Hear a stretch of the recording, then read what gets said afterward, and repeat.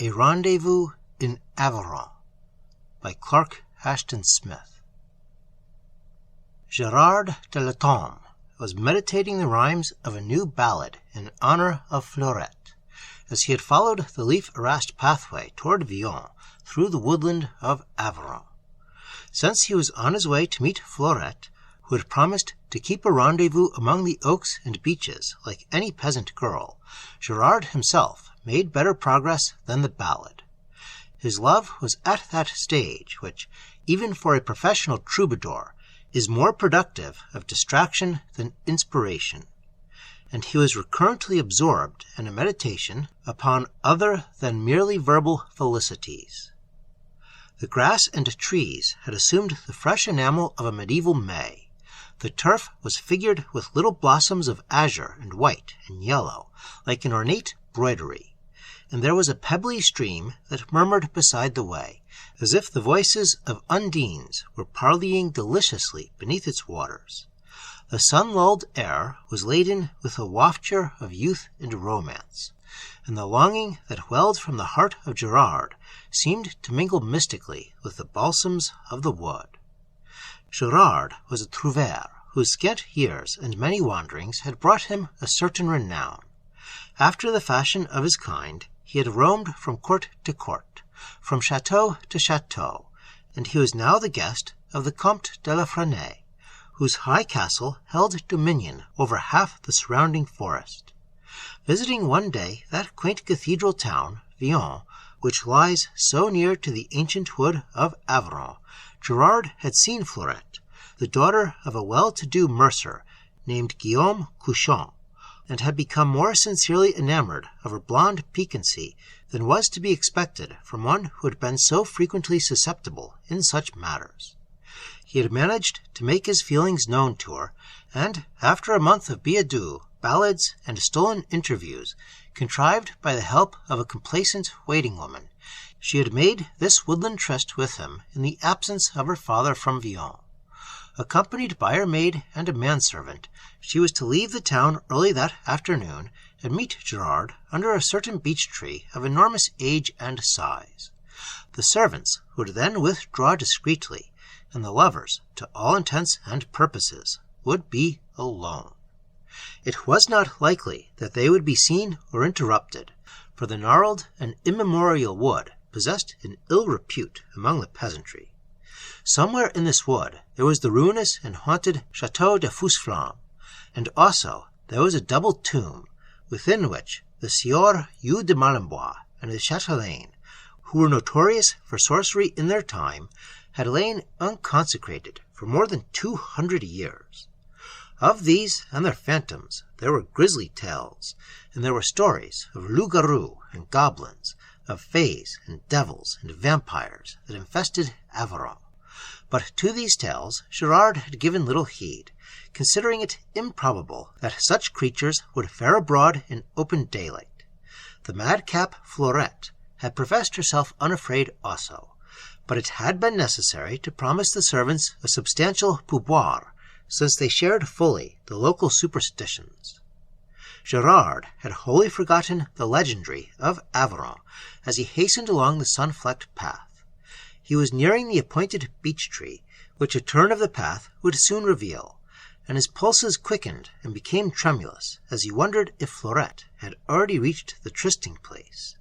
He abandoned all effort to continue his ballad, which, in the 3 miles he had walked from La Frenay, had not progressed beyond the middle of a tentative first stanza. His thoughts were such as would befit an ardent and impatient lover. They were now interrupted by a shrill scream that rose to an unendurable pitch of fear and horror, issuing from the green stillness of the pines beside the way. Startled, he peered at the thick branches, and as the scream fell back to silence, he heard the sound of dull and hurrying footfalls, and a scuffling as of several bodies. Again the scream arose. It was plainly the voice of a woman in some distressful peril. Loosening his dagger in its sheath, and clutching more firmly a long hornbeam staff which he had brought with him as a protection against the vipers which were said to lurk in Averoigne, He plunged without hesitation or premeditation among the low-hanging boughs from which the voice had seemed to emerge. In a small opening beyond the trees, he saw a woman who was struggling with 3 ruffians of exceptionally brutal and evil aspect.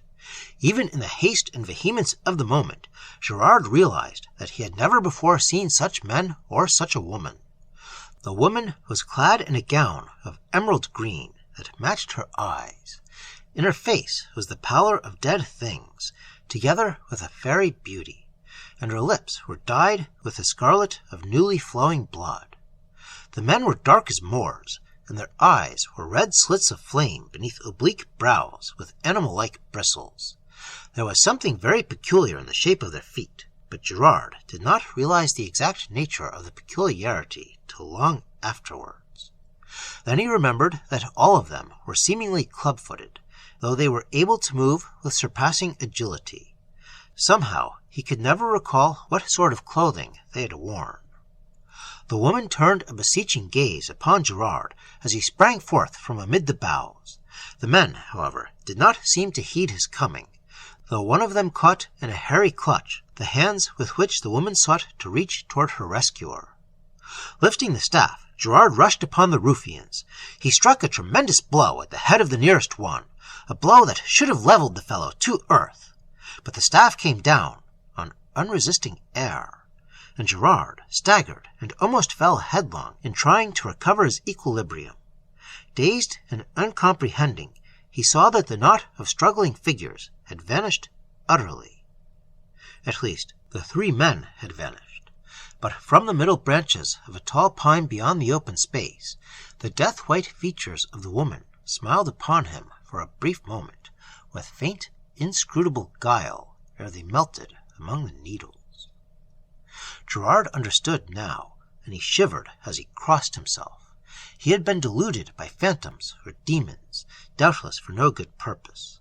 He had been the gull of a questionable enchantment. Plainly, there was something after all in all the legends he had heard, in the ill renown of the forest of Averoigne. He retraced his way toward the path he had been following, but when he thought to reach again the spot from which he had heard that shrill, unearthly scream, he saw that there was no longer a path, not indeed any feature of the forest which he could remember or recognize. The foliage about him no longer displayed a brilliant verdure. It was sad and funereal, and the trees themselves were either cypress-like or were already sere with autumn or decay. In lieu of the purling brook, there lay before him a tarn of waters that were dark and dull as clotting blood, and which gave back no reflection of the brown autumnal sedges that trailed therein like the hair of suicides, and the skeletons of rotting osiers that writhed above them. Now, beyond all question, Gerard knew that he was the victim of an evil enchantment. In answering that beguileful cry for succor, he had exposed himself to the spell, had been lured within the circle of its power. He could not know what forces of wizardry or demonry had willed to draw him thus, but he knew that his situation was fraught with supernatural menace.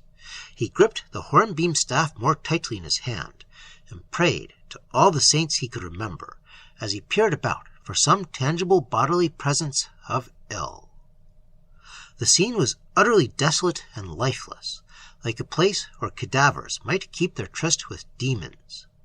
Nothing stirred, not even a dead leaf, and there was no whisper of dry grass or foliage, no song of birds, nor murmuring of bees, no sigh nor chuckle of water. The corpse-gray heavens above seemed never to have held a sun, and the chill, unchanging light was without source or destination, without beams or shadows. Gerard surveyed his environment with a cautious eye, and the more he looked, the less he liked it, for some new and disagreeable detail was manifest at every glance. There were moving lights in the wood that vanished if he eyed them intently. There were drowned faces in the tarn that came and went like livid bubbles before he could discern their features. And peering across the lake, he wondered why he had not seen the many-turreted castle of hoary stone whose nearer walls were based in the dead waters. It was so grey and still and vasty that it seemed to have stood for incomputable ages between the stagnant tarn and the equally stagnant heavens. It was ancienter than the world. It was older than the light. It was coeval with fear and darkness, and a horror dwelt upon it, and crept unseen but palpable along its bastions. There was no sign of life about the castle, and no banners flew above its turrets or its donjon. But Gerard knew, as surely as if a voice had spoken aloud to warn him, that here was the fountainhead of the sorcery by which he had been beguiled. A growing panic whispered in his brain. He seemed to hear the rustle of malignant plumes, the mutter of demonian threats and plottings. He turned and fled among the funereal trees. Amid his dismay and bewilderment, even as he fled, he thought of Fleurette, and wondered if she were awaiting him at their place of rendezvous, or if she and her companions had also been enticed and led astray in a realm of damnable unrealities. He renewed his prayers and implored the saints for her safety as well as his own. The forest through which he ran was a maze of bafflement and eeriness. There were no landmarks, there were no tracks of animals or men, and the swart cypresses and sere autumnal trees grew thicker and thicker, as if some malevolent will were marshalling them against his progress. The boughs were like implacable arms that strove to retard him. He could have sworn that he felt them twine about him with the strength and suppleness of living things. He fought them insanely, desperately, and seemed to hear a crackling of infernal laughter in their twigs as he fought. At last, with a sob of relief, he broke through into a sort of trail.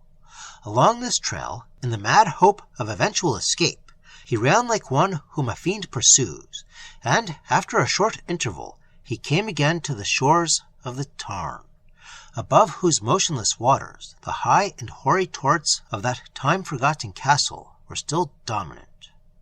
Again he turned and fled, and once more, after similar wanderings and like struggles, he came back to the inevitable Tarn.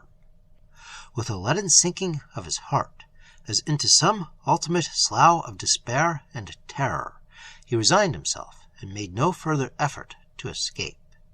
His very will was benumbed, was crushed down as by the incumbents of a superior volition that would no longer permit his puny recalcitrance.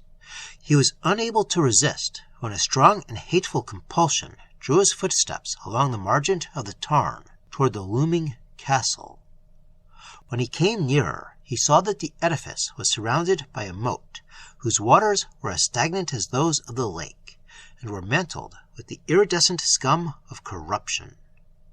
The drawbridge was down, and the gates were open, as if to receive an expected guest.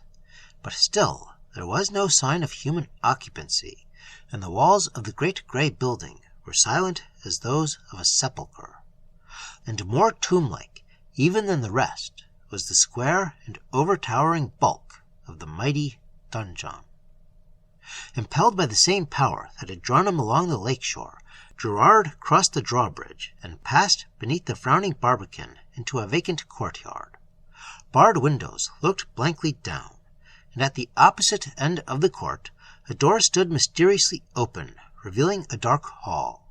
As he approached the doorway, he saw that a man was standing on the threshold, though a moment previous he could have sworn that it was untenanted by any visible form. Gerard had retained his hornbeam staff, and though his reason told him that such a weapon was futile against any supernatural foe, some obscure instinct prompted him to clasp it valiantly as he neared the waiting figure on the sill. The man was inordinately tall and cadaverous, and was dressed in black garments of a superannuate mode.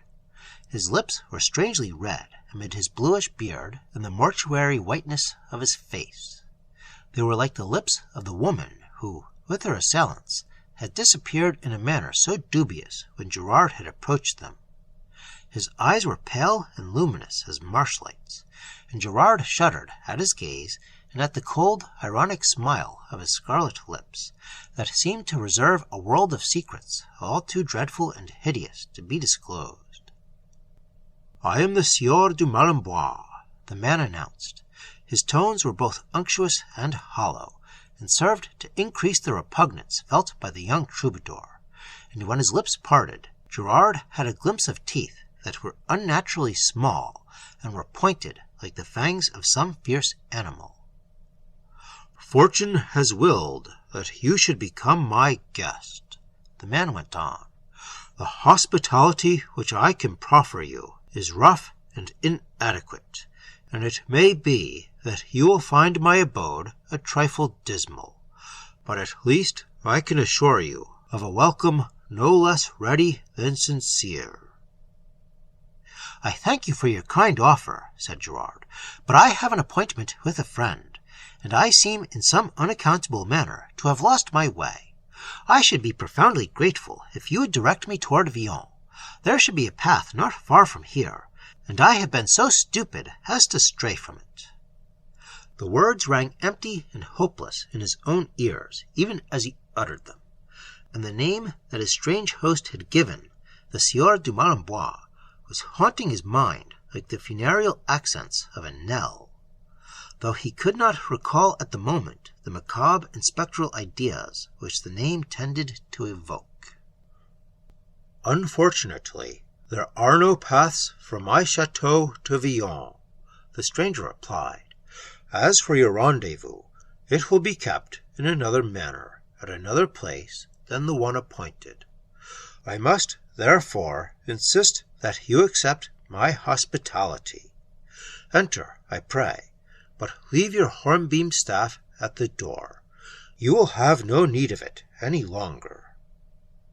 Gerard thought that he made a moue of distaste and aversion with his over-red lips as he spoke the last sentences, and that his eyes lingered on the staff with an obscure apprehensiveness, and the strange emphasis of his words and demeanor served to awaken other phantasmal and macabre thoughts in Gerard's brain, though he could not formulate them fully till afterwards, and somehow he was prompted to retain the weapon, no matter how useless it might be against enemy of spectral or diabolic nature.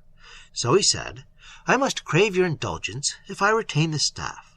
I have made a vow to carry it with me in my right hand, or never beyond arm's reach, till I have slain 2 vipers." "That is a queer vow," rejoined his host. "However, bring it with you if you like. It is of no matter to me if you choose to encumber yourself with a wooden stick."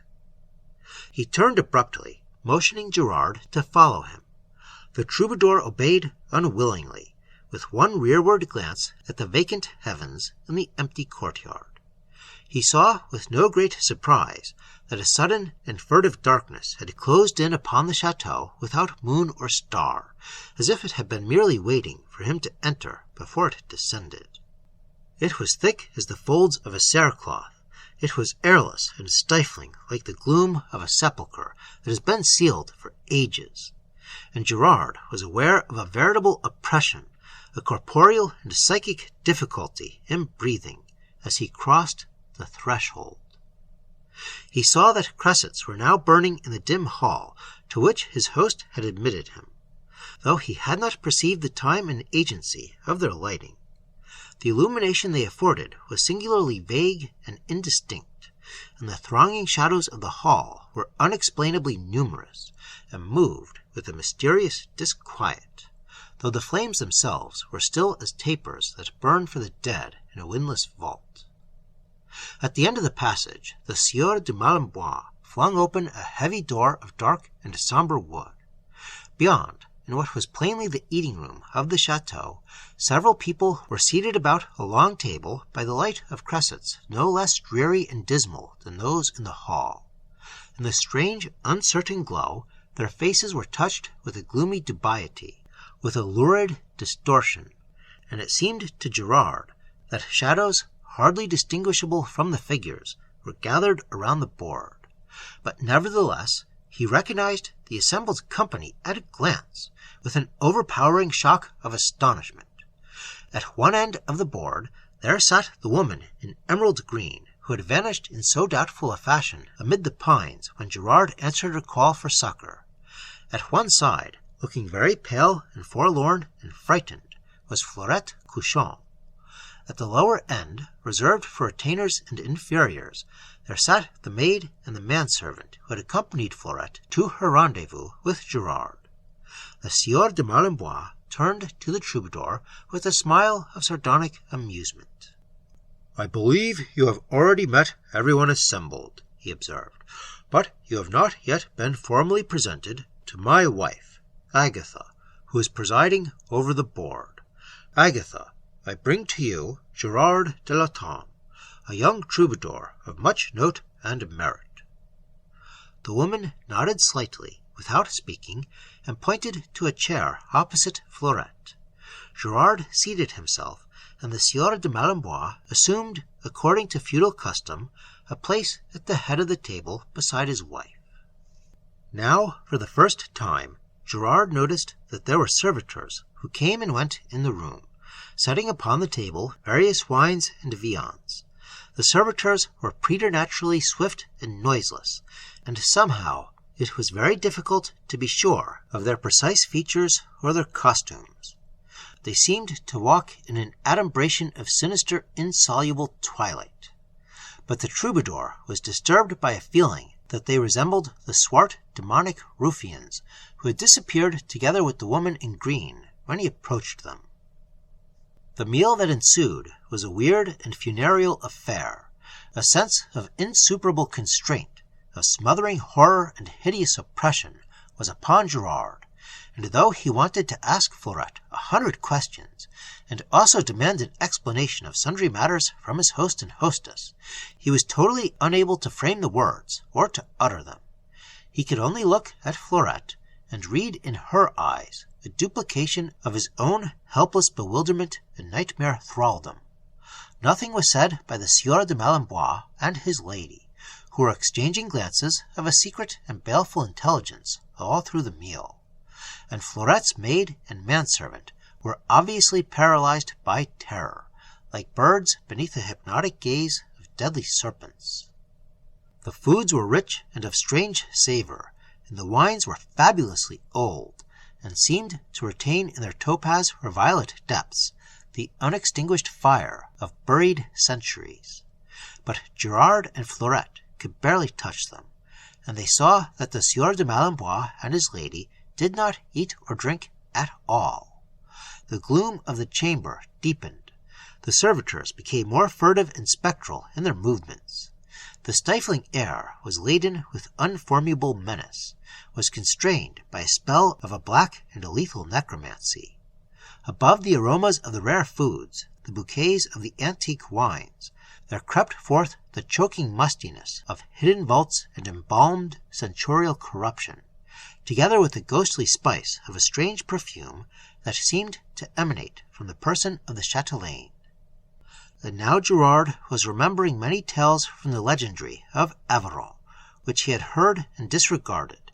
He was recalling the story of a Sieur de Malembois and his lady, the last of the name and the most evil, who had been buried somewhere in this forest hundreds of years ago, and whose tomb was shunned by the peasantry, since they were said to continue their sorceries even in death. He wondered what influence had bedrugged his memory, that he had not recalled it wholly when he had first heard the name, and he was remembering other things and other stories, all of which confirmed his instinctive belief regarding the nature of the people into whose hands he had fallen. Also, he recalled the folklore superstition concerning the use to which a wooden stake can be put, and realized why the Sieur de Malembois had shown a peculiar interest in the hornbeam staff. Gerard had laid the staff beside his chair when he sat down, and he was reassured to find that it had not vanished. Very quietly and unobtrusively, he placed his foot upon it. The uncanny meal came to an end, and the host and his chatelaine arose. "I shall now conduct you to your rooms," said the Sieur de Malembois, including all of his guests in a dark, inscrutable glance. "Each of you can have a separate chamber if you so desire, or Fleurette couchant and her maid Angelique can remain together, and the manservant Raoul can sleep in the same room with Monsieur Gerard. A preference for the latter procedure was voiced by Fleurette and the troubadour. The thought of unaccompanied solitude in that castle of timeless midnight and nameless mystery was abhorrent to an insupportable degree. The four were now led to their respective chambers, on opposite sides of a hall whose length was but indeterminately revealed by the dismal lights. Fleurette and Gerard bade each other a dismayed and reluctant good night beneath the constraining eye of their host. Their rendezvous was hardly the one which they had thought to keep, and both were overwhelmed by the supernatural situation amid whose dubious horrors and ineluctable sorceries they had somehow become involved. And no sooner had Gerard left Fleurette than he began to curse himself for a poltroon because he had not refused to part from her side, and he marveled at the spell of drug-like involution that had bedrowsed all his faculties. It seemed that his will was not his own, but had been thrust down and throttled by an alien power. The room assigned to Gerard and Raoul was furnished with a couch and a great bed, whose curtains were of antique fashion and fabric. It was lighted with tapers that had a funereal suggestion in their form, and which burned dully in the air that was stagnant with the mustiness of dead years. "May you sleep soundly," said the Sieur de Malembois. The smile that accompanied and followed the words was no less unpleasant than the oily and sepulchral tone in which they were uttered. The troubadour and the servant were conscious of profound relief when he went out and closed the leaden-clanging door, and their relief was hardly diminished even when they heard the click of a key in the lock. Gerard was now inspecting the room, and he went to the one window, through whose small and deep-set panes he could see only the pressing darkness of a night that was veritably solid, as if the whole place were buried beneath the earth and were closed in by clinging mold. Then, with an access of unsmothered rage at his separation from Fleurette, he ran to the door and hurled himself against it. He beat upon it with his clenched fists, but in vain. Realizing his folly and desisting at last, he turned to Raoul. "Well, Raoul," he said, "what do you think of all this?" Raoul crossed himself before he answered, and his face had assumed the vizard of a mortal fear. "I think, monsieur," he finally replied, "that we have all been decoyed by a malefic sorcery, and that you, myself, the demoiselle Fleurette, and the maid Angelique are all in deadly peril of both soul and body." "That also is my thought," said Gerard, "and I believe it would be well that you and I should sleep only by turns, and that he who keeps vigil should retain in his hands my hornbeam staff, whose end I shall now sharpen with my dagger. I am sure that you know the manner in which it should be employed if there are any intruders, for if such should come, there would be no doubt as to their character and their intentions. We are in a castle which has no legitimate existence, as the guests of people who have been dead, or supposedly dead, for more than 200 years, and such people, when they stir abroad, are prone to habits which I need not specify." "Yes, monsieur." Raoul shuddered, but he watched the sharpening of the staff with considerable interest. Gerard whittled the hard wood to a lance-like point, and hid the shavings carefully. He even carved the outline of a little cross near the middle of the staff, thinking that this might increase its efficacy or save it from molestation. Then, with the staff in his hand, he sat down upon the bed, where he could survey the litten room from between the curtains. "You can sleep first, Raoul." He indicated the couch, which was near the door. The two conversed in a fitful manner for some minutes. After hearing Raoul's tale of how Fleurette, Angelique, and himself had been led astray by the sobbing of a woman amid the pines, and had been unable to retrace their way, the troubadour changed the theme, and henceforth he spoke idly and of matters remote from his real preoccupations, to fight down his torturing concern for the safety of Fleurette. Suddenly he became aware that Raoul had ceased to reply, and saw that the servant had fallen asleep on the couch. At the same time, an irresistible drowsiness surged upon Gerard himself, in spite of all his volition, in spite of the eldritch terrors and forebodings that still murmured in his brain. He heard, through his growing habitude, a whisper as of shadowy wings in the castle halls. He caught the sibilation of ominous voices, like those of familiars that respond to the summoning of wizards, and he seemed to hear, even in the vaults and towers and remote chambers, the tread of feet that were hurrying on malign and secret errands. But oblivion was around him like the meshes of a sable net, and it closed in relentlessly upon his troubled mind, and drowned the alarms of his agitated senses. When Gerard awoke at length, the tapers had burned to their sockets, and a sad and sunless daylight was filtering through the window. The staff was still in his hand, and though his senses were still dull with the strange slumber that had drugged them, he felt that he was unharmed. But peering between the curtains, he saw that Raoul was lying mortally pale and lifeless on the couch, with the air and look of an exhausted moribund. He crossed the room and stooped above the servant. There was a small red wound on Raoul's neck, and his pulses were slow and feeble, like those of one who has lost a great amount of blood. His very appearance was withered and vein-drawn, and a phantom spice arose from the couch, a lingering wraith of the perfume worn by the chatelaine Agatha. Gerard succeeding at last in arousing the man, but Raoul was very weak and drowsy. He could remember nothing of what had happened during the night, and his horror was pitiful to behold when he realized the truth. "It will be your turn next, monsieur," he cried. "These vampires mean to hold us here amid their unhallowed necromancies till they have drained us of our last drop of blood. Their spells are like mandragora or the sleepy syrups of Cathay, and no man could keep awake in their despite." Gerard was trying the door, and somewhat to his surprise he found it unlocked. The departing vampire had been careless in the lethargy of her repletion. The castle was very still, and it seemed to Gerard that the animating spirit of evil was now quiescent, that the shadowy wings of horror and malignity, the feet that had sped on baleful errands, the summoning sorcerers, the responding familiars, were all lulled in a temporary slumber. He opened the door, he tiptoed along the deserted hall, and knocked at the portal of the chamber allotted to Fleurette and her maid.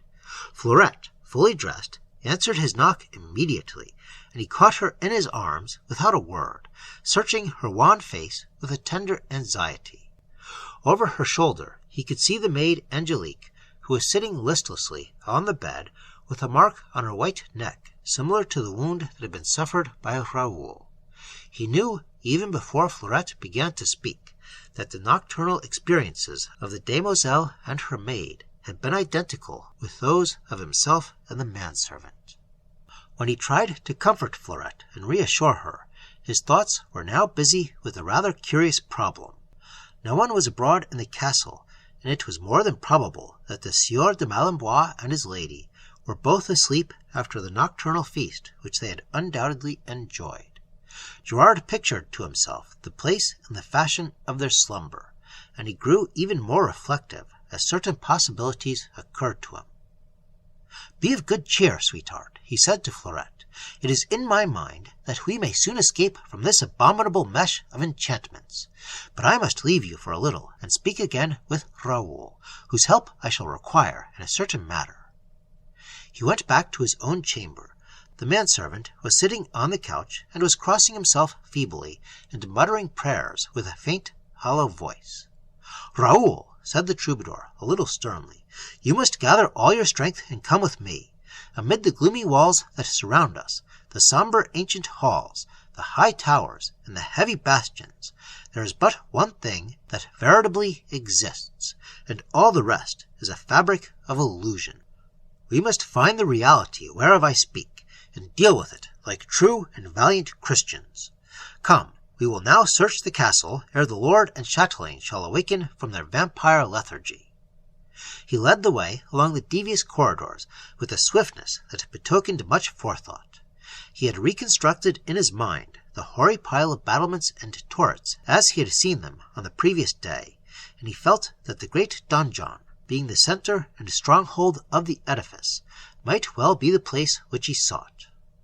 With the sharpened staff in his hand, with Raoul lagging bloodlessly at his heels, he passed the doors of many secret rooms and many windows that gave on the blindness of an inner court, and came at last to the lower story of the donjon keep.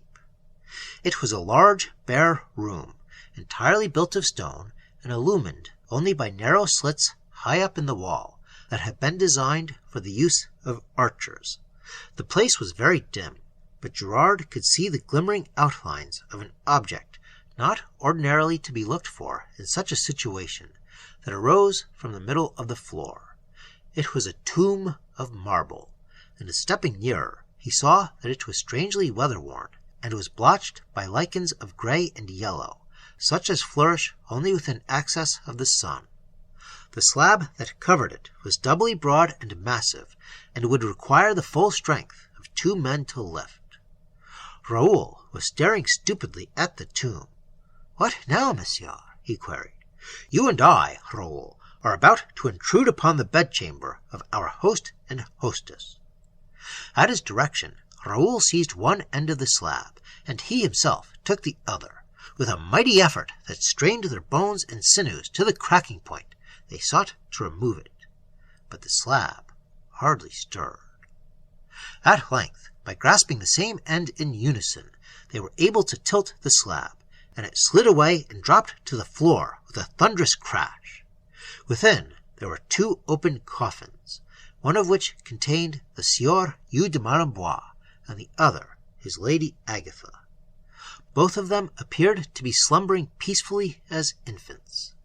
A look of tranquil evil, of pacified malignity, was imprinted upon their features, and their lips were dyed with a fresher scarlet than before.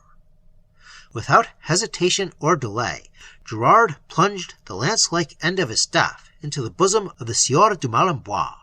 The body crumbled as if it were wrought of ashes, kneaded and painted to human semblance, and a slight odor, as of age-old corruption, arose to the nostrils of Gerard. Then the troubadour pierced in like manner the bosom of the chatelaine, and simultaneously with her dissolution, the walls and floor of the donjon seemed to dissolve like a sullen vapor. They rolled away on every side with a shock as of unheard thunder. With a sense of weird vertigo and confusion, Gerard and Raoul saw that the whole chateau had vanished like the towers and battlements of a bygone storm, that the dead lake and its rotting shores no longer offered their malefical illusions to the eye. They were standing in a forest glade, in the full, unshadowed light of the afternoon sun, and all that remained of the dismal castle was the lichen-mantled tomb that stood open beside them. Fleurette and her maid were a little distance away, and Gerard ran to the mercer's daughter and took her in his arms. She was dazed with wonderment, like one who emerges from the night-long labyrinth of an evil dream, and finds that all is well. "I think, sweetheart," said Gerard, "that our next rendezvous will not be interrupted by the Sieur de Malembois and his chatelaine." But Fleurette was still bemused with wonder, and could only respond to his words with a kiss.